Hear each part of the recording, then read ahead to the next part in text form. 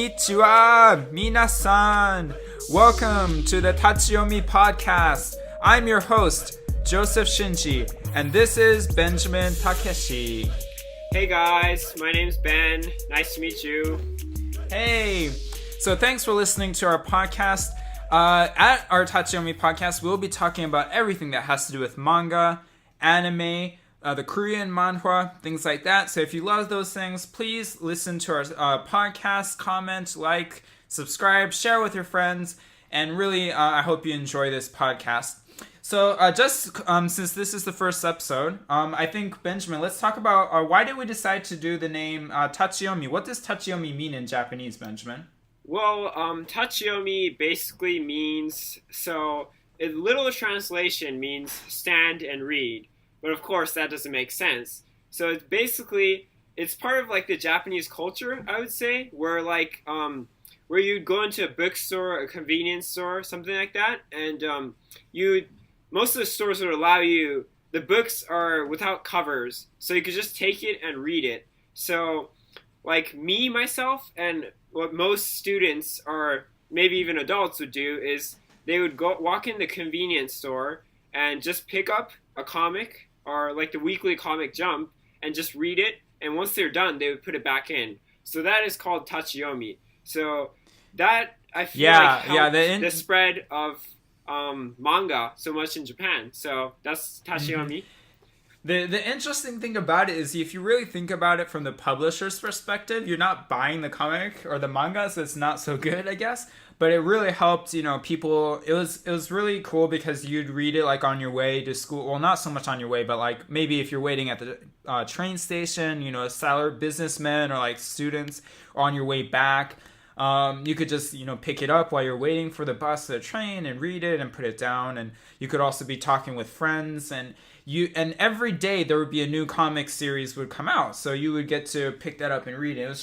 It was always really exciting. Every week you would have your favorite comics that would be updated, and we'd go read that. And it was this whole culture, with students and adults, even everyone, they would just go in and read it. So yeah, unfortunately, we cannot do this here in America. Yeah. I wish we could, but I wish, that's but fine. Yeah, it's okay. We're paying the creators their money that they, deserve, so yeah, that's good. So, yeah, so instead, we'll be talking about manga and comics in this podcast. So I hope this will be your version of Tachi Yomi. So in this podcast, we'll have 4 different series, I think. So the first series is the masterpieces. So we'll go over comics that are really, really famous and popular, that almost everyone knows. So Benjamin, what are some masterpieces that we're going to talk about? Well, just give me a few examples. Okay, like Fullmetal Alchemist, which we are going to be talking about. In this podcast, spoiler alert, haha. Yeah, haha. Yeah. Another one would be, for example, Yu Yu Hakusho, Slam Dunk. Of course, Naruto. Yeah, Naruto. It just finished, unfortunately. I know. Dragon Ball, definitely. Yeah. Masterpiece. Death Note, of course. Yeah. So some of those big, famous, popular mangas, we'll definitely talk about those. So one, masterpiece series. So we'll be starting this podcast with the masterpiece. Next, we'll have weekly update ones. So those are for mangas that are still being going on right now. So what kind of mangas will we be talking about, Benjamin? Okay, for example, of course, Attack on Titans, One Piece, My Hero Academia. Of course, really popular right now. 7 Deadly Sins. Yeah, those, really famous but still ongoing. So yeah, I think other good ones. Let's see, One Punch Man, will definitely get to that. Kingdom, Shokugeki no Soma, Promised Neverland, Dr. Stone, Ajin. We have lots of really good ones. So that's number 2. Number 3 is hidden gems. So these are ones that people might not know so much about, but they're actually like really, really good. So for an example, All You Need Is Kill. Benjamin, that was definitely your Yeah, recommendation. yeah, that's a really good Yeah. one that most people don't know Silver about. Spoon, yeah, Uchu Kyodai, all of these are ones that are really good, but not many people know about. So we'll be introducing those, and yeah, the fourth one is going to be Korean manhwa. I mean, that's your So specialty, so yeah, we'll see. So okay, so Benjamin, what manga will we be talking about today? okay, so you guys might not know, but we're actually talking about Fullmetal Alchemist today. So Oh yeah, this is such a minor manga. No one's ever heard of it yeah, before. Yeah, but it's so good. Trust us. yeah. Yeah, you can. I hope you can tell this sarcasm dripping in our voices. Yeah. Yeah. So, do you remember the first time you read Full Metal Alchemist? Oh man, that's been a. I feel like it was at least it was in elementary school for sure, and Yeah. I feel like you, Joseph, you borrowed it from someone else, and it was a karate teacher or something like that, and then you brought it Okay. back home, and I think I wasn't allowed to actually read it, but I still wanted to read it because, of course, Big Brother's reading it. I want to read it too, so I picked it up and I read like the first six comic books, and then there wasn't any more. But like that's when I first read it, and then Yeah. later Yeah. on, you bought the whole series, and then I read it again. So that's when I first actually read the whole thing. But yeah, well, how about you, Joseph? I would think so too. I Yeah. remember reading it pretty young in elementary school. When you really think about it, it's an adventure manga, but Yeah. it deals with some heavy, like dark and heavy themes too. Yeah, I think It's it really really makes you interesting. think a lot, and it's Yeah. I think the author did a really good job in putting in those themes that that are even still debated about, and like very well thought ideas and ideologies. So It's really interesting. It makes you think. That's how you can tell something is a masterpiece. It's entertaining.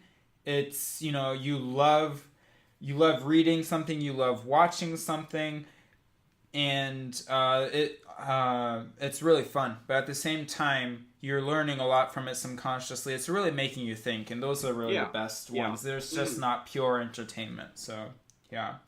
So just a general description of Full Metal Alchemist. If you have not read this manga, definitely recommend it. I would say it's one of the best mangas ever written for sure.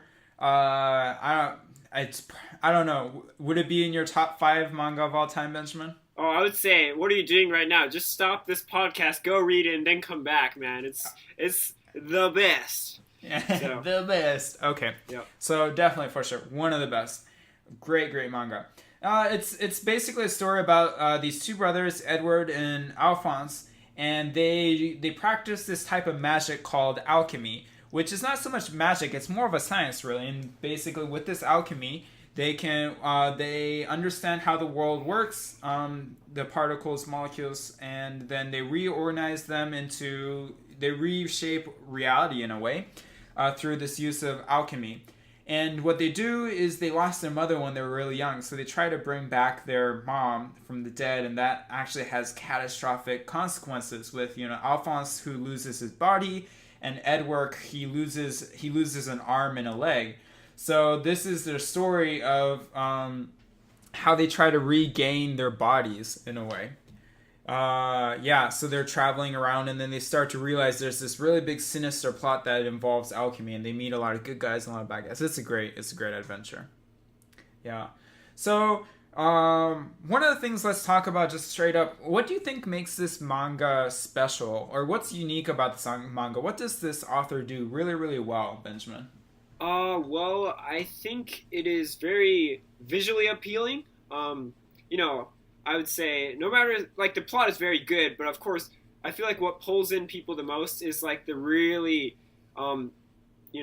delicate and intricate artwork, and how the manga author, drew this comic. And again, I feel like the very, complicated yet interesting in the sense that it pulls you in, that kind of plot. And I feel like it was very good length as a comic. I would even say that too. It wasn't too long, it wasn't too short. It had a very good beginning that pulled you in, and at the end I feel like it ended very well. I feel like what makes a masterpiece is, of course, the beginning and the end. So that was very well done in this Fullmetal Alchemist. For sure. One of the things I liked about it is it made characters that you could really sympathize with. A lot of these characters were not one-dimensional. At times they were comical because life is funny. At times they're really sad and heavy moments. There were really sympathetic moments where you really grow and learn with these characters. And then there are other times where you're oh, why are you doing that thing? But I think the author did a really good job of creating characters that you can really sympathize with. And the artwork is pretty unique too. This author's artwork, you can almost always tell when she is Arakawa Hiromu, which is interesting. It's actually more a guy's name, but she's a female author. Or maybe not an author, a manga artist. I don't know, artist? I'm not sure what the correct term is, but yeah, really, really awesome. It took those adventure fantasy themes, but the thing I liked about it was quite cerebral. It could be quite cerebral too. It balanced all those different things. So yeah. What would you say is your favorite character, Benjamin, out of all the different guys in there and gals, of course? Yeah, of course. My favorite character by far is Scar. He comes out fairly early out in the comic, and he is one of the most, I would say by far, important antagonists of the main character. And he challenges the main characters, and yet at the same time he is also, of course, struggling. And I don't know, I would say he's not really struggling early on. That is true. But later on, he starts, he starts to. And what is he struggling with? Yeah, I would say. I'm sorry, I'll take that back. I would say that I really like the development of his character. The character development, of course. First out, he starts out as a very, I would say, he has this view that the alchemists are evil, and that they are, is defying his god of the Ishmael, and that his job is to avenge his people by killing all the alchemists. And that's where he starts out. That's where when the first main characters meet him, they're almost killed at that moment. But I really like how he changes as, again, he meets people, and they change his view of what alchemy is and how the world works, and how I feel like the big theme with him is hatred, because he hates the alchemists, and they invaded his country, killed his people, killed his brother, and now he is avenging them. And yet, he meets the people that he killed Winry's parents, and he actually confronts her. Well, she confronts him, and that's where he notices that that even though you cannot forgive people, you must endure, and kind of, I guess, in a way, she kind of does forgive him, and it's interesting. But he meets different people, and so basically he starts to change, and that's really why I like him. And also, he's just badass. Come on, he's pretty badass. Yeah, he was one of those guys where one of the things I liked about alchemy is it was such an OP power. It made everyone super strong. And yet at the same time, in the manga, there were so many people who didn't use alchemy, or who couldn't use alchemy, but who were still really strong. Yeah. Scar was really fucking strong. He was killing all those alchemists, and basically the only thing he was doing was martial arts, and that left arm that destroyed things basically. But yeah, or it was the right arm. I think it was the right arm. No, I remember this thing about the left arm too. because there's a moment where like finally in the end where he kings King Bradley, where he uses alchemy and it's his left arm tattoos. But I remember earlier in the comic, I'm pretty sure the manga artist, Hirome-san didn't really think about it, because you see his left arm, but it's there's no tattoos then. Yeah, but it's like definitely it shows up later on. Yeah. No, it's true. No, Joseph, it did. Like he said later on in the end that when like Bradley is like genuinely surprised and all of that, and he says, with my brother's research, I completed it. So he did his left part. So it is true. Yeah. They probably didn't think about it, but I feel like she did a good job of connecting it. Like, I mean, it kind of is like weird and unnatural, but like I think. Well, I don't know. I thought maybe it's my misunderstanding. I was like, this author forgot. Ha ha ha. Yeah. But no. It makes I guess she explained it. Yeah. Yeah. Well, how about your favorite character? Sure. Yeah, Scar for sure. I really liked him. One of my favorite characters. That's so difficult. I probably have to go with Edward. Yeah. He's the main character. It's pretty stereotypical, but yeah. Well, it was so funny how he was so sensitive to being called small. Like people would call him like pipsqueak or midget or like you bean or whatever it was, and he would get so pissed. Like he would be asleep and someone would call him that, and he'd like fly awake and punch someone, and then he'd be like, "Oh, who's this person I just punched?" Or like, there was those comedic moments were really well. And actually, I think the manga explains it too. One of the reasons why he's so short is because he's having to eat and sleep, not just for his own body, but for his like brother's body as well. Because while his brother's body is gone, somehow like their souls, I guess, got intermingled one way or another. So Edward had to eat twice as much or sleep twice as much in a way to try to make up for the body that Alphonse didn't have. But yeah, and also you don't want to forget he's fairly young. He's still like 14, 15. I don't know. Well, yeah. Yeah, he's. Well, I don't know. How old do you think he was? I think at least he was like 14 or 15, and maybe, he could be. Okay. He hasn't hit his growth spurt yet, so it's just. Well, I mean, but he did grow. Like by the end of the manga, he is a little bit taller. You can tell. So. Yeah. And one of the things I liked about him too, he really changed and grew too. It was really interesting. But yeah, we can talk about that another time. So yeah. So do you have like what would you say is the most shocking scene? And many people talk about scenes in the Fullmetal Alchemist that were like super shocking or super sad. But for you, what scene would it have been? I would say that, of course, the moment, where we find out that Edward and Alphonse walk in and see that, we'll find out that, Nina and, Alexander, the dog, was, put together, I would say, and became a chimera, by alchemy, combined, right? and became a chimera, and without, for sure, like without their consent at all from their father. And there's that moment where like she looks up to Edward and she says like Edward, let's play or something like that. Yeah, and then they realize that she was the girl that they played with a few days ago. So. And yeah, like the fact that Sho Tucker, like the father, didn't feel guilty at all. He's just like, I needed to do it for my research, and you guys do it too. Up. Yeah, you guys, And you kind of realize too that his wife didn't really disappear or run away. Like his first, the first chimera he succeeded in creating was basically his wife. Yeah. Man, that's how fucked up do you have to be to like use your own wife or your own kids? That's so messed up.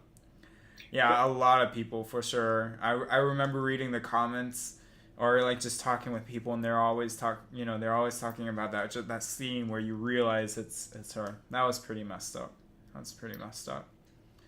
Yeah. I would say, oh yeah. It's interesting about that too. is oh yeah, never mind. I think for me, one of the scenes that I thought was really sad is when Colonel Hughes died. You know, Hughes realizes pretty early on in the manga that something's wrong with the whole country of Amestris or something. And he's going around to different libraries and visiting people, and he kind of realizes, all these conflicts, all these wars all around the country, they weren't just random. They were there to, like, be that, make that huge alchemy circle or something. Yeah. Yeah, and he realizes that, but then the homunculi find out, and then they hunt him down, and he's in the phone booth, literally trying to call Roy Mustang. When was it? I think it was Envy. Was it Envy or it was Envy? Envy was the one who can change. Yes, yeah. Envy. So Envy, finds him, and shapeshifts into his wife, and that's That was pretty fucked up. And it was really interesting too, because they make you care about, like, these characters that aren't even the main characters. It's these side characters that most comic books you don't really care much about. But, like, the way I think the author makes you care for them really, really well. It make their deaths, both, like, Nina, the little girl, and Hugh too, like, what happened to them, like Hugh dying or her becoming a chimera, is, like, really sad. But what makes it sadder is seeing, like, the people's reaction to them. You can see, like, Edward and Alphonse reacting to them. You can see the Roy and the rest of the military reacting to Nina. Or, like, when Hughes is dead, you see the reaction of his kid. The little girl's like, "Oh, why are you burying my dad? He can't play, he can't go to work anymore." Or, like, the mom is crying, and it's the reactions of the other characters responding to that which just hits you so hard, Yeah, I think another thing that makes it a masterpiece is that I feel like every character plays a semi-important or very important role, or like that, like you said, you really make them care. Like, even the villains, they are relatable in the sense that they have a backstory, of course, and then that it's just, there is always a rationale behind their actions, and it's not just random, like, some battle mangas just, they come about from some random place and just start fighting the main character, and there's no explanation, backstory, or motive behind that. But, like, I feel like almost every character in Fullmetal Alchemist is somewhat relatable and makes sense just in general. Yeah. So it's good characters. And one of the things I also liked is that the author brought back a lot of the old characters. Like, they were never any, like, plot threads left hanging, I think. Yeah. Or characters. Like, characters that you met in the pretty early on. I think one of, like, Roy Mustang's, I'm totally forgetting his name. One of the guys, he couldn't walk anymore because of lust, and she pierces him in the spine. John Havoc. Yeah, that's right, Havoc. Yeah, and so he can't walk anymore, and from that, he kind of disappears from that part of the manga, and you're like, oh, you think he's gone, but in the final battle scene, he shows up. Basically, the truck shows up when the rebels, with Roy, and they're trying to fight against the corrupt military, and they're running out of ammo, and they're about to die, and this truck shows up out of nowhere, and it comes with all these supplies, and you're like, oh, you realize that it was Hammock. Hammock? Hammock. Oh, yeah, anyway, you realize he was the one who, like, sent those things. And it's just, the author's really good of, like, bringing these characters back and making them useful, or using them in ways where you're just not left hanging, So that's one of the things I really I agree. Like, Yoki, the guy that came out in the very beginning. I remember. You think he's kind of just a comic relief when he comes back, but, like, he does show, I feel like, in a sense of redemption, and, like, he actually, interacts with the different characters, and, it's not strange. There's nothing weird about it. It's very natural how I feel like it feels very natural. And, he is funny at times, but, like, he does kind of, play a role later on. And like in the final end, was it when they're fighting, it was when Alphonse was fighting Kimblee, and he... that's right. And then Pride comes in, and then Yoki just, smashes into him with the car, and you're like, where did you come from? But he's like, I know. Yeah, he's like, I came to save you. Come on, get on. And I feel like that was kind of minor, but at the same time, it was pretty cool to see even Yoki, the guy that everyone hated at the beginning, becoming kind of likable, like you said, in a sense. And I think that's one of the things about Scar, too, because in the beginning, you don't know any of his motives, you don't know his backstory, all you know is he's going around killing alchemists, so he really seems like the bad guy, and everyone, all the military, even Edward and Alphonse, they're treating him like the bad guy, but as the story progresses, you start to realize, oh, maybe this guy isn't the bad guy. And there's a lot of things you start to realize that, I think the author did really well. Yeah. I remember another thing the author did well is, like, the author was pretty good at, like, hiding things, I think. Yeah, remember? Yeah, one of the things is the dad of Van Hohenheim, the dad of Edward and Alphonse. He looks so similar to Father, or the bad guy of the homunculi.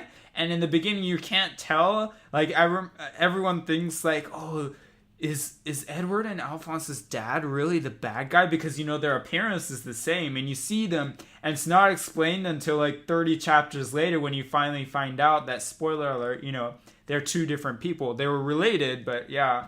But that whole time, you're like, oh, wait, holy shit, is their dad the leader of the homunculi? Yeah. What were you going to say? Yeah. No, I was just kind of like say that the fact, like, what Hugh's figured out, like, you don't know because he's killed right before he tells anyone, but, like, at the very end, you find out that those were, like you said, where there was the battles, it was, necessary for the alchemist circle and all of that, and, it's really crazy when you find that out later on, and also, just different characters that, were hidden, and then, they're revealed later on, and it's, done very well, again. Yeah. Oh, wait, you know what? I might change it. I think one of my favorite characters, Edward too, but King Bradley. Yeah, oh my gosh. By far. Fear King Bradley. Okay, well, I guess my next question, this will be it. I've already kind of answered it, but what would have been your, like, favorite, what was your favorite villain or bad guy? Like, among the homunculi, for example, what was your favorite villain? You can say King Bradley too if it was the same for you. If Scar counts, Scar, but he did come on their side, but I really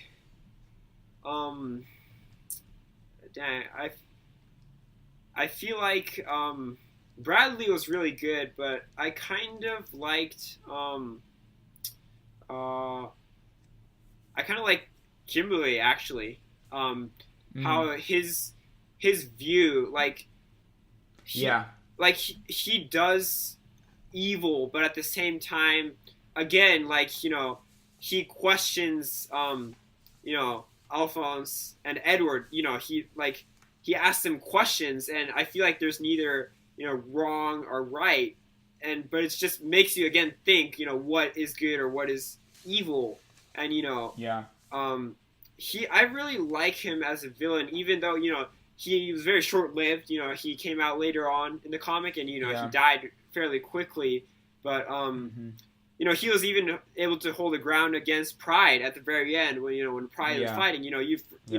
Out of nowhere, Kimblee comes and he, in a sense, even though he's a mere human, and like the homunculus are way more superior, like he, even the he does not fear what Pride fears, in a sense. I think that's really things... I feel like he's not many people. A lot of people look over him, but I think he's in a sense, he's a consistent evil, but he's pretty. But interesting. He's not just straight up evil. Yeah, though. That's he has one of the things he's talking about. He has he has a standard that he goes by. Exactly.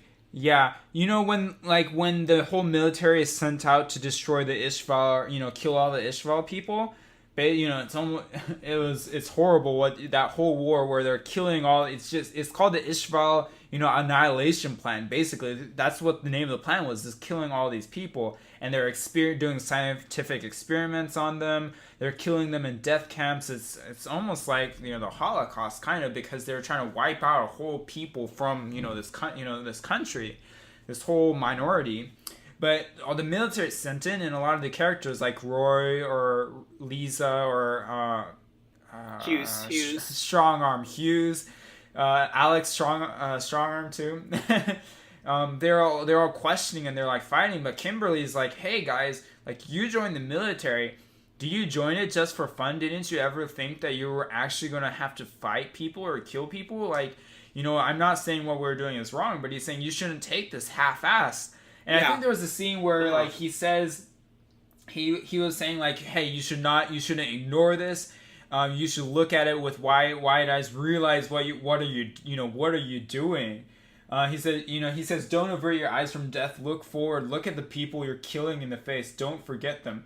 They won't forget you either. Like, damn, that's hot shit. But I mean, I think I really like his consistency. Like, I really like. And you know what it does is it destroys the lukewarm people who are in the middle. Like, if you're going to do something, if you're doing wrong, hey, if you're killing people, you shouldn't, like, they were like using excuses, but there is no excuse for it, really. Anyway, it was interesting, but he was a character for sure that I think when a lot of the characters like Roy or Lisa or Edward or Alphonse, whenever they were unsure about something, when they were like in the middle, back and forth, and they wouldn't kind of like not man up, but they wouldn't take something seriously. He was there showing them how like wrong it is to like be on the fence, kind of, and to do, like, if you're going to do something, then you have to take full responsibility and accept the consequences of that action. So yeah, but at the same time, he wasn't all correct, when he confronted Alphonse. And he asks him, why don't you use the stone to bring back your body? But Alphonse is like, I have something more important to do. There is nothing that is absolute. Like they made a promise too not to use the stone to bring their body back, right? Yeah, again, that is true. But like, Kimblee has a standard, but like not everything, is under standard or like meets the standard. I feel like that's. I really like Kimblee, but at the same, so. That's my favorite villain. But what about like Bradley? Sure, tell me more about King Bradley for sure. Yeah, dude, there were so many good scenes with King Bradley. Do you remember any scene in particular that you really liked? Oh, I thought it was really cool when he during the Ishmael annihilation, the leader of the Ishmaelians come up and say, hey, we're gonna surrender, save our people, and it was so badass where he said like, are you joking with me? Your life isn't equivalent to the whole Ishmael people group. I'm gonna do this, and you can't stop me. And your life is worth nothing compared to all the people. And it's not nothing. It's only worth the life of one person. One life only counts as one, and it's very harsh, but at the same time, it is true. Like it doesn't. Sometimes kings surrender, and it cease fire. But like in that case, King Bradley was very specific that I'm gonna do this, and no one could stop me. And I really liked his determination at that point. One of the things I liked about King Bradley too is, of all the homunculi, he was the most human, I think. I mean, he was originally human. That's right. He was, yeah. And he was really sympathetic towards humans. I think that was one of the things that made the comic good, is like, even though there was a lot of heavy themes that was being dealt with, there would be like comedic moments that would break up that like heavy and dark themes. And King Bradley was one of those, because you knew he's a villain, and he's a bad guy, he's so strong. He, like, no one guy could ever like stand up to King Bradley. He's amazing. That he was that strong. But he was very funny, there was a moment where he's like, oh, that's why I like you humans, because like everything in my life has been planned, but humans, you screw things up, you change our plans, and there's nothing ever goes according to plan. But that's what I like about you guys.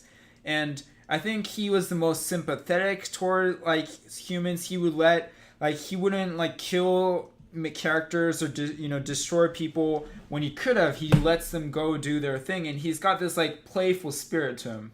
Yeah, like for example, yeah, I really like he's very human. When the other homuncules were trying to kill Roy Mustang, he was like, no, we could actually use him.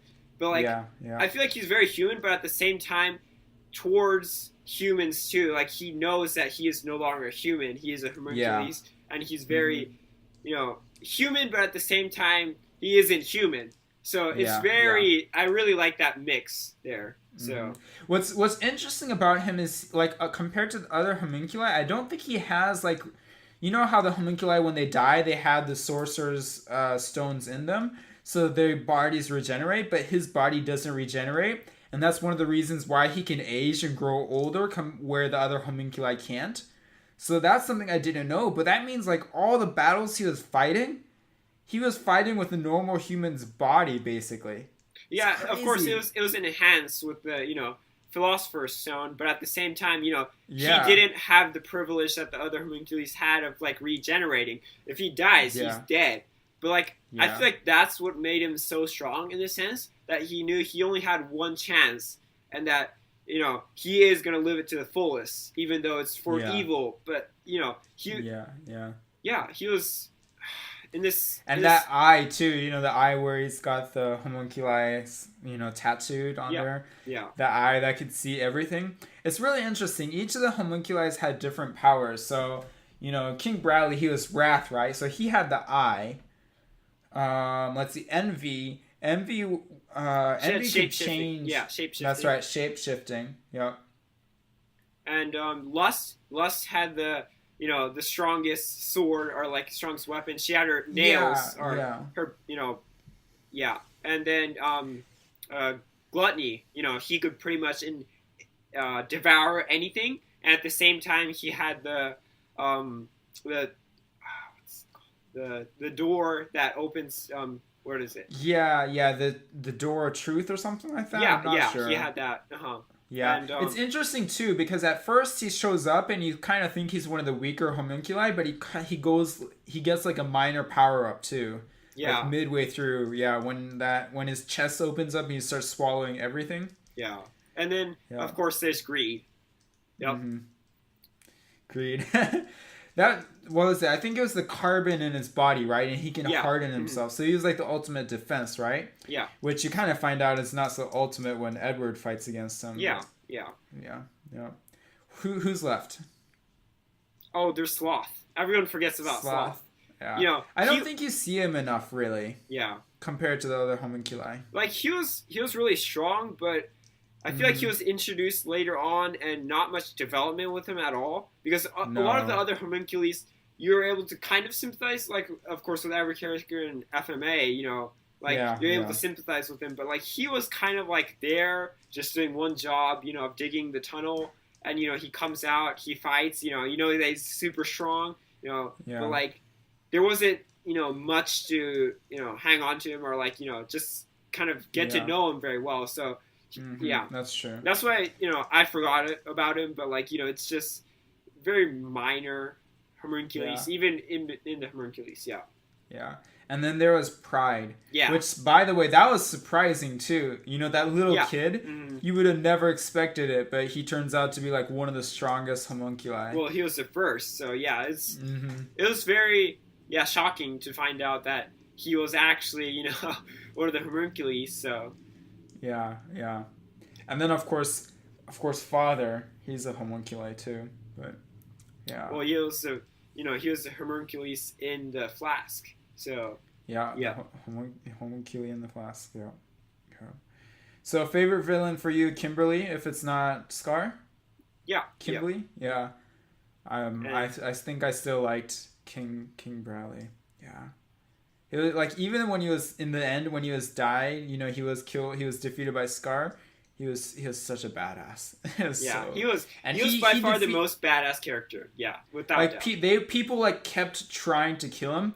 Like they bombed his train on the way back. Yeah. And he survives that. You know, Greed and Lan Fan, you know, from Shin, the ninja girl. Like they like kill him, and they thought they got him, but you know he fell off into the water and he survived. And then he's fighting against like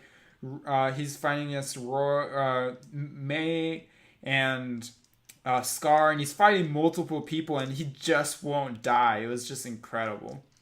Yeah. Yeah, I thought it was really cool when Greed was introduced, and you know Edward has such a difficult time defeating him. Yeah. And then Bradley just shows up and just one shots him pretty much, and you're like, basically, what the hell? And it's that was really badass. That was so, doubt. And basically all he used was his swords. Yeah, right? He like only used 4 swords, and I don't know if you noticed, but he poked it exactly in the 4 holes where he had the circles where Greed had. And, Greed literally could not do anything. And, I thought he killed him, 14 times or something. And it was like... It was basically, he killed him all the way until, the Philosopher's Stone just couldn't stop regenerating anymore. It ran out of energy. Yeah. That's how many times... Yeah. My gosh, yeah. I loved King Bradley. So, okay.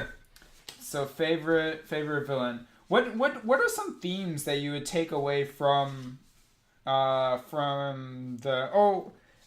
before that, let's talk about favorite lines. Was there any line in particular, or like paragraph or explanation where you were you're like, oh, this is so good in the manga? Actually, I know there's a lot of good lines later on, but my favorite line by far is at the very first town, and Edward meets Rose, one of the first heroines, but and after he confronts Cornelio and he reveals to the public what he was doing. He was he was scamming them, and but Rose, all of her hope was in the fact that Cornelio was able to revive her lover, but she finds out that that's false, and she feels like she lost all hope. And then Edward says, she asks him, you exposed the, false in Cornelio, and, I lost hope for, living, and, how am I supposed to live from now on? What am I supposed to hang on to or believe in? And he says, I don't know, I'll quote it. Okay, quote, think about it. Think about that on your own. Stand up and walk. Move on. After all, you have perfect legs to stand on. And that was just, give me goosebumps there. It was like, that's what I knew, that this was a good comic. And it's just those, very, very good visuals again, but those lines that just are really, they really make you think. And also, they are words of truth, I would say. There's this, Japanese saying, if you fall down 7 times, get up 8 times. And I feel like that, even it's trying to tell you that even if you fall down, you always have to get up again and, start walking. It is, your life, in a sense, is a journey, and, you just can't stop. You have to keep walking no matter, what hits you. So. Yeah. There was lots of good lines. Yeah, I think... Yeah, the thing about that too is it's so easy to lose hope, and you don't want to do anything anymore, and so you lose trust, you lose sight of everything else, and you just want to give up. And sometimes the hardest thing is just to keep going. You have a breakup, and you're like, oh, so you just want to lay in bed, or you lose your job, or someone in your family dies, or something tragic happens, and sometimes you just want to roll up in bed and just lay there all day long. And it's just so hard, to go to work or to go to classes or just keep, living life. That's sometimes one of the hardest things to do, is just keep going. But yeah, and if you give up there, you just fall in depression. You can't do anything anymore. And it's interesting because the manga, he doesn't give any cheap answers. Yeah, that's. But he says, you need, each person, you need to walk forward on your own feet, and you need to figure it out yourself. And I think that's a big theme of the manga too. Like each of these characters are having to figure out for themselves. They're having to walk on their own feet. They're having to experience the world, and they're having to figure it out. Yeah. Yeah, I like that. Not it's true in our life. That's it's relatable. Like I want to say, not everything is spoon fed. You're gonna have to grow up and think about it yourself. And nothing is easy. That's what I really like about it's showing that to you earlier on in the comic, the very first first comic book. So yeah. I think my favorite line was also in that first chapter. The first and last chapters, like those first 4 or 5 chapters, 10 chapters, and the last 10 chapters, they were like, the middle was good, but man, the beginning and the ending, there's just so many good scenes. I think my favorite line is where he's knocked out Cornello, and he's on the ground, Edward, and Edward's standing over him, and he's like, in Japanese, it's Tate o dosan ryu kaku no chigai o misete yaru. So he's basically saying, come and get some, you third rate. I'll show you the difference between the two of us, which is not a good translation. It's not quite, but it's still gives you goosebumps. You're like, the cool thing is it kind of bookends the comics too, because it's not just the first, but it's in that last, it's towards that end too, where he's right as he's defeating the homunculus in the flask, which is interesting. He's not defeating him with alchemy. He's not defeating him with science. In the end, he's just defeating him with his fists. How badass is that? Yeah, it's just punching him. We're back to the Stone Age, just where you just punch and kick people, and it's really I feel like it does show what the theme of the comic is. There's science, there's faith. But at the end, it is us humans, in the sense that, in the end, you have to deal with everything with your fists. Yeah, exactly. I mean, yeah. I don't know if that's a good message. Yeah. But in the end, he says basically the same line, and it's like, get up, you worthless fuck. It's time you learn you're not in our league. And it's like, whoa, such a good line. Yeah, but yeah, for sure. Is that a good message? You can't believe in science. You can't believe in faith. You have to punch people to deal with their problems. No, that's not what I'm trying to say. I'm just trying to say that, well, I would say it's more so you have to take responsibility in what you're, what's given to you or what you have, and figure things out. So yeah. So I think this is a good segue into our last part of our podcast. What do you think are some major themes? And I think both, the characters we chose, Edward and Scar, they show, they display these different themes. But one of the biggest themes I picked on was this, tension between science versus faith. And it was really interesting how this manga really dealt with those things. What are some thoughts you had about that? That play where the manga really played with those ideas and explored what it was to believe in science and what it means to believe in faith. What are some thoughts that you had about that? Well, okay. Well, the first thing is with the science part is, of course, when Rose says, Edward asks Rose, do you know what a human is made up of? And then he just lists all the ingredients or so-called, materials of what a human, you need to create a human. And then he lists that off and says, humans are cheap. You could just buy it, with a kid's allowance. And, and then Rose says, hey, that's blasphemy. Blasphemy. And, disrespecting, a deity.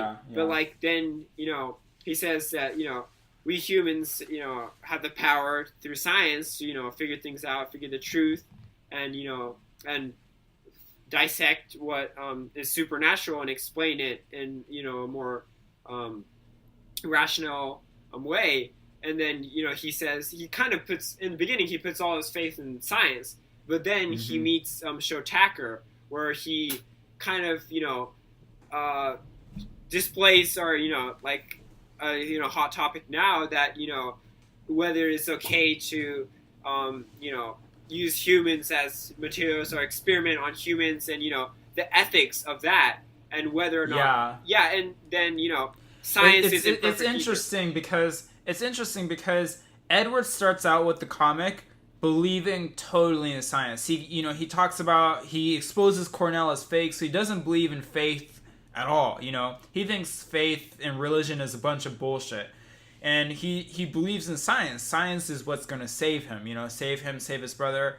He says, hey, we're alchemists, we're scientists. That's what he says. But it's interesting because as he experiences life, as he goes on, he starts to see that what happens, one of the problems, like when you take that to the extreme where you only believe in science to the point where you start seeing people as people. Like that's what happened with Sho Tucker, or even when he was talking about, oh, people are made of these ingredients.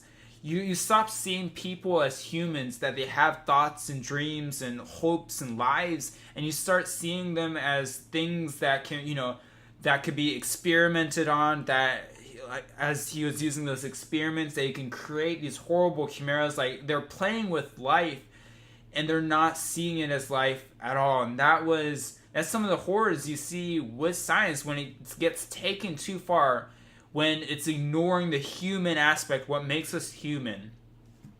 And then of course, opposed to that, there's Scar, where he starts out with the exact opposite from Edward. Everything that he does is in faith that, to please his God, to avenge. So he's more emotional, a lot more emotional than, in a sense that, like, his pure motive is, avenging, the death of his people. And then, he has more faith, but later on that changes too, and digresses as the story progresses. So it's interesting because in the beginning all he believes is in faith. Basically, he hates scientists, he hates alchemy. He's going out trying to kill all those guys, but he starts to realize there's questions that his faith can't really answer, and he starts to realize too that, kind of the same way that Edward does, that blind faith or blind belief in anything is not good. Just like a blind belief in science is not good, like a blind belief in faith is really not good either. That's one of the things he realized, and I think it's one of the major themes of the manga itself too, is, but where Edward says that line to Rose where he's saying, I don't know what the answer is, but we have to get up and walk. I think that's kind of what the manga is saying, that it's really not good where you just blindly believe in something to the point where you ignore all the other things, where you're not willing to look at it or have discussions or have your own opinion. You're just so blindly believing in something. But what we need to do is we need to walk on our own feet and think for ourselves and really figure out. And we have to have an open mind. And I don't think we can exclude one thing, only believe in faith or only believe in science or something like that. And the manga really does a good job of showing the horrors of what happens when one thing or another is taken to the extreme. When faith is taken to the extreme, all those believers, they're doing crazy things, obeying Cornell. And when science is taken to the extreme, they're killing people. They're not seeing those Ishval people as people. They're seeing them as objects, or one, like the King Bradley was saying, it's only one life. And they're experimenting on them, and they can kill them. They can make chimeras. They can do all these things, these horrible things to people when you stop seeing them as people anymore. So yeah, both things. I think the manga kind of shows that you shouldn't take these things to the extreme and believe in only one thing. Yeah, I would definitely agree with what you just said. And I think another theme that is repeated over the course of Fullmetal Alchemist is the theme that there's something called the exact trade. And, you could also say equivalent exchange, but it's basically, I'll explain it, but it's, in order to gain something, you must have something of equivalent cost. So, what was it? Yeah, would you agree with me with that? Yeah. Mm-hmm. Yeah, well, it's interesting about that too, is if that's really true, which is, I think there's true, you can't have, something, you can't have something out of nothing. There has to be something existing. But if everything is always equal, then nothing new. And let's say if we can't eat steak without first there being a cow, and we can't have a cow unless there's the cow is eating the grass, and it goes around. But at the same time, we humans, we can't be like that. We can't be like an eye for an eye. I think Edward and Alphonse come up with this new idea at the end, but what is that new like law that they come up with in that? Well, they basically, Alphonse I think comes up with it, but he basically comes up with the idea is when you receive 10, you add on 1 and make it 11, and then add it pass it on to the next person, and that way it's kind of like the new law of like happiness, I would say, and it replaces the old absolute law that everyone believed, like the exact trade or the equivalent exchange, that it isn't always 1 equals 1. It could could equal to more, and they learn through meeting a lot of people that that there is nothing is just materialistic. There is something more than that, and that equivalent exchange, that law is very harsh law. There's no room for forgiveness. There's no room for extra. But I think there's no room for kindness, really. But in the world can be like that. That's true. But it's such a cold and dark place. And when you're willing to give something extra, when you're willing to be kind to people, you learn in many ways. You gain so much more than what you think you're giving, and that was an interesting thing that they came up with at the end. But I think we'll probably wrap it up soon. Any quick thoughts on the Fullmetal Alchemist that you want to talk about before we end our podcast? First of all, definitely read it, go through it. I feel like it's definitely worth your time. I know, like, nowadays, time is money. You might not have time. It's just a really good manga and well thought, just very deep and very interesting. And I would guarantee you that you'll find one character that you'll really be attached to and you'll really like. And also, there's the really well balance of seriousness and then comic relief. It's just it's well done that there's tension builds and then the gas is released and then it builds, and it's a nice up and down that keeps you focused and interested in the comic. Like most, like I wouldn't say most comics, but like comics that lack that, it's just it's just fight, and they try the comic relief, but like it's not well balanced. But I feel like this comic is very well balanced, and it pulls you in, and it's got a good pace. Yeah, for sure. It's amazing. We've talked for so long, and yet we barely talked about Rory Mustang. We didn't really talk about Lisa. We didn't talk at all about Wenri, or Wenli, whatever you would like to call her. It's interesting, different versions. That's one of the things with these names of characters. Different versions have different names, but yeah, we haven't even. There's so much we haven't covered. It's such a good manga. There's so many good characters, so many good plot points. We didn't really talk about the plot at all. It's really good. Definitely would recommend it. So yeah, I feel like it's those comics that how many times you read it, there's always something new that you notice, or like it's just I feel like it's it gets more and more interesting as you read it, and you find out new things. It's just there is a reason why it's one of the best. A lot of people consider one of the best comics. It's just so well done, and it's just definitely. I think must read. I saw on some for sure. I saw on a voting list that I think it came in like top 3 or top 5 out of like best manga of all time or something. Definitely, for sure. Well, thank you so much for listening to our podcast. If you liked it, please subscribe. We'll be having podcasts pretty periodically. Thank you for listening. If you liked it, please share, subscribe, comment, and thank you very much. We'll see you in our next podcast episode, where we will be talking about not just one manga, but this next one we'll do a lot shorter segments of weekly manga. So look forward to that. All right, thank you, Benjamin, for talking with me today. Oh, thank you, Joseph. It was a very good time, and I enjoyed it, and I hope you guys enjoyed it too. And thank you for listening, and I hope you guys have a great weekend. So, all right, bye. See you guys. Mata ne.